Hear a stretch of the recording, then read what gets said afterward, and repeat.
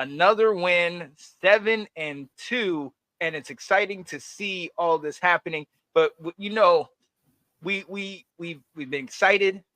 We it's been a good year, and when we're having a good year like this, we got to bring in somebody that was with us when we weren't excited, when we were trying to figure out how we were going to make it week to week. We got to bring in our guy, Mr. Ab Low. What up, Ab? What's up, guys?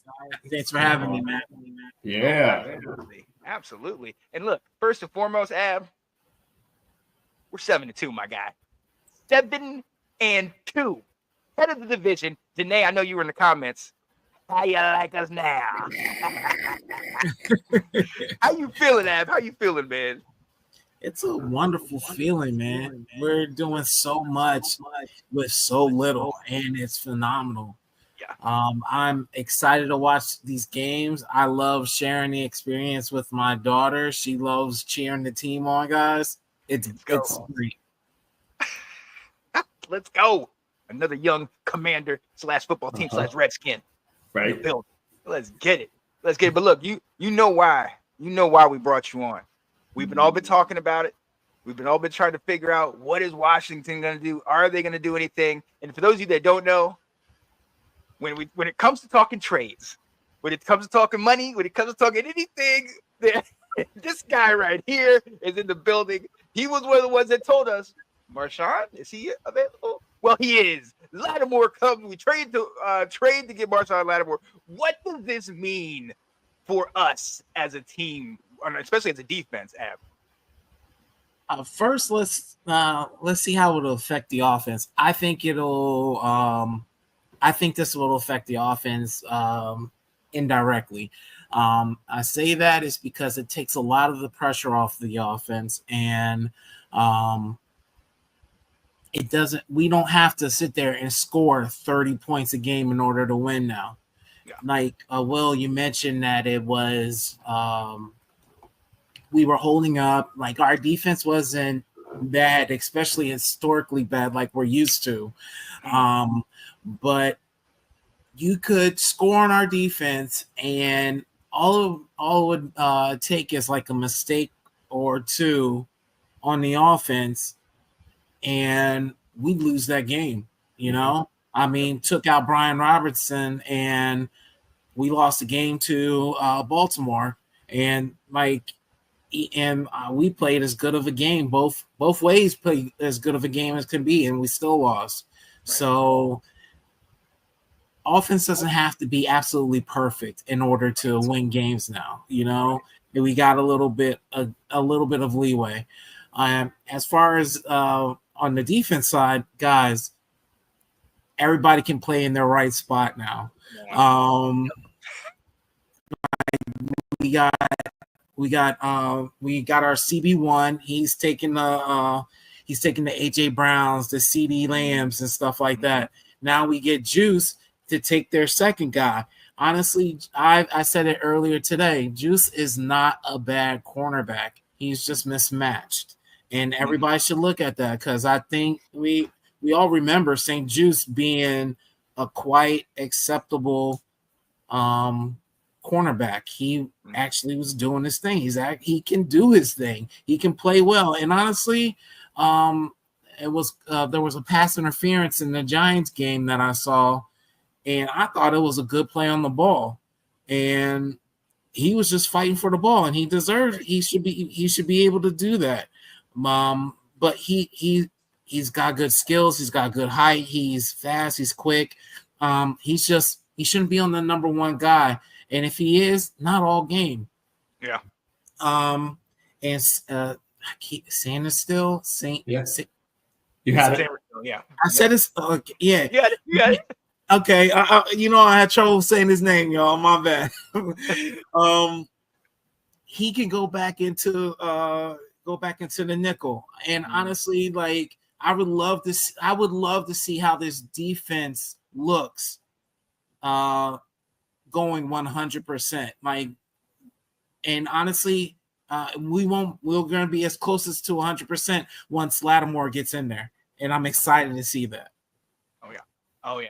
And now, and one thing we can't say about St. Juice is his celebrations. Okay, I can dig it. All right, as long as he makes the deflection, we're good to go. All right. He's got to do that. He can't celebrate it when the ball is 15 yards over him. He's like, I got you. I got burnt, but he overthrew him. Yeah. He's trying to be a household name, y'all. Yeah.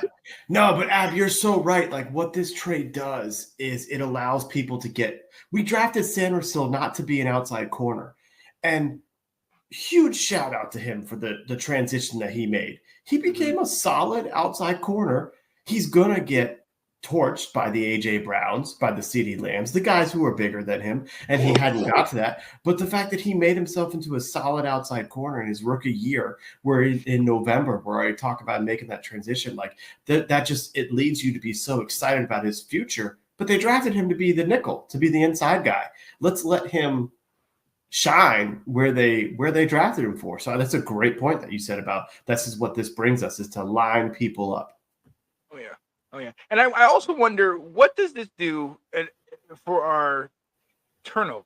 I mean, what does this do? What kind of threat does this give to us? Because we knew what Forbes was supposed to be brought in here for. He was supposed to be brought in here to, get the picks and be able to, take possessions away in X, Y, and Z. That hasn't come to fruition. And we really have not been able, with the exception of what Samerstill and his picks, we really have not been able to turn the ball over. Now having a guy like this, a consummate pro, an all-pro, a guy that's a stud, that's we've known has gone up against Mike Evans, twice a year, every year. So he can handle his own against the best. Is this going to up obviously it's going to up our secondary, but is our turnovers, or are we going to start turning the ball over, taking possessions from them with this type of guy? Take it out. Okay, yeah. To me, I think it's a possibility. Shit, it can't get any worse, right? Like, we aren't really doing it now, so it can't get any worse.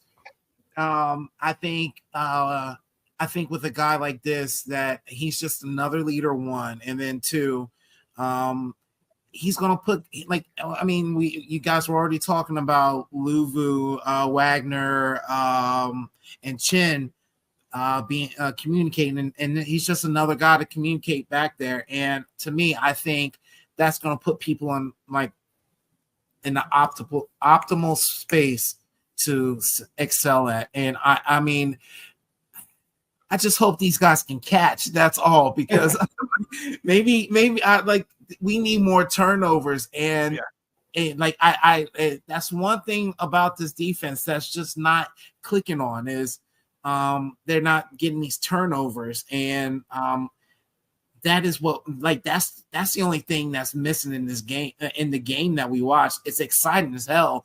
And on the offensive side, what would make the defense more exciting is turnovers. Right. You know what I think about it is, and this is what I was holding back when we were talking about the concerns on the run game, is this is going to allow us to, you said it, line up properly. What they've had to do, because they were so concerned about their poor corners, is they've been having Quan and Chin and Percy Butler stay back and help out, play deep. Now this is going to allow you to go just one single high safety. You can put Chin all over the place, move him up. That could help your run defense. It can provide some pass rush opportunities. You can be a lot more creative with our team. So that may provide the opportunity. They say if you don't have, if you have a good pass rush, you can give yourself an opportunity to get some interceptions by getting the quarterback to throw the ball quicker than he's ready to. So I think it just adding a corner of that can allow players to be used as chess pieces, as opposed to just, we got to be able to not get beat deep. Mm-hmm. And what this also adds is now we have that veteran in the back. We have the veteran in the middle with Wagner, and obviously Lou was in there. But now you have a guy that could, like you said, communicate and check the secondary. We got vets on the D line. Now you start to look at a defense that is younger, but now has certain solid pieces that are like on the field coaches almost. So we're now, okay, like you were talking about with Wagner and Chen talking and communicating. Now if you looking over here and you got Lattimore, and Lattimore is going to give you that nod, like, I got him. Don't worry about him. Now all of a sudden we're playing, 10 on 10. You know what I mean? Now all we got to do is worry about this side and everything over here, and you have guys that you can rely on and depend on. I think that's going to start to help our secondary to kind of play big, because you guys, I think it's Ab that you sent us the thing in the chat where we saw Marshawn Lattimore talking, working with St. Juiced and showing him techniques and stuff like that. You can't get that kind of coaching anywhere. I mean, coaches can do it to some extent, but at the same time, with somebody that's actually active, actually dominant where he's at right now, coaching some of these guys that have been struggling, I almost wonder if having a Lattimore in-house, does that up a Forbes game? Does that make him relevant in this defense? Now, you got a coach, you got Lattimore, like, at least it kind of disguises some of his weaknesses. If he gets on the field. You said Forbes? Yeah, Forbes. Oh wow. I thought of that too, Sean. I thought that maybe he can coach up Forbes to get him right, like like in the movie Life, can't get right. That's Forbes. Yep. So maybe he could get him right. You know what I'm saying? But I think that'll take out. I think that's gonna take time, off-season time, in order to do. I don't think you can, like, not especially in the time right now. Like we're almost in playoff football. 4 out of the next 8 teams are legit teams. Like they have like a 6-2 record, kind of 6-2, 6-3 record. They're legit teams. So we're going to be going fast pretty soon, and this is where we're going to make our name on. Like this is where we're going to show people we're legit. So maybe he is the guy to teach them. To me, in my opinion, not right now. Right. Yeah, Forbes might need a little bit more work than just a couple weeks can actually help him with. Yeah, because he's been struggling. Look, you mentioned it. You alluded right to it. We're going to go right into it. I believe, the next 5 weeks, we got what? I just want to talk one more thing. Sorry, this relates perfectly for Abs. That's why I wanted to kind of jump back to that. You know what this trade also does? We've all season long been saying, where are our holes that we have to address? Cornerback, defensive end, and a wide receiver. This has draft ramifications. Now it's no longer going into, we've all been saying that cornerback was our biggest liability, to saying, well, we're going to have to fill that cornerback spot. And I was already saying, you got to get the cornerback first and then go add pieces.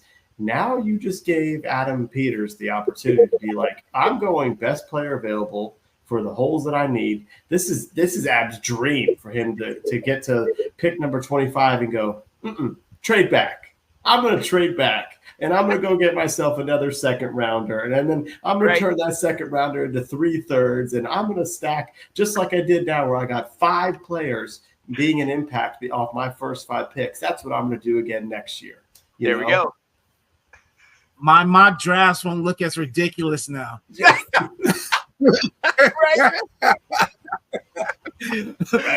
My 4 trade backs will not look as ridiculous now. Let's go. Yeah, that's what I thought of. I was like, man, Ab's just going to be like, he's going to be cooking on those websites. You want this? Trade it again. I'm getting it all, guys. I'm setting up the next 3 drafts. I'm trying to tell you. If Adam Peters is anything like me, he's trying to get a first next year with that number 25 pick, if we get that.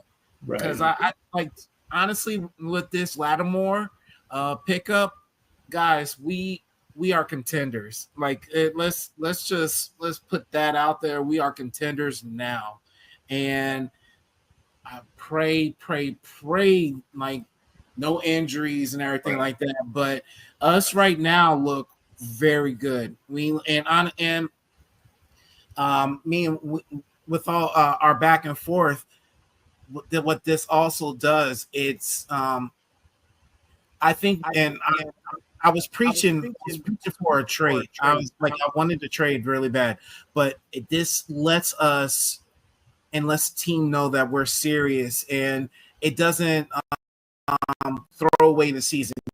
Like Right. no one expected this. Adam Peters didn't even expect this, but if you didn't make this trade, it was almost like, and I know you had a plan. Adam Peters had a plan, but this gets the fan base invested. This gets the team invested because everybody knew the deficiencies we had on defense, and honestly, the team right now is not like serious, and it's now serious. So, and he invested, even though we gave up a lot for Lattimore.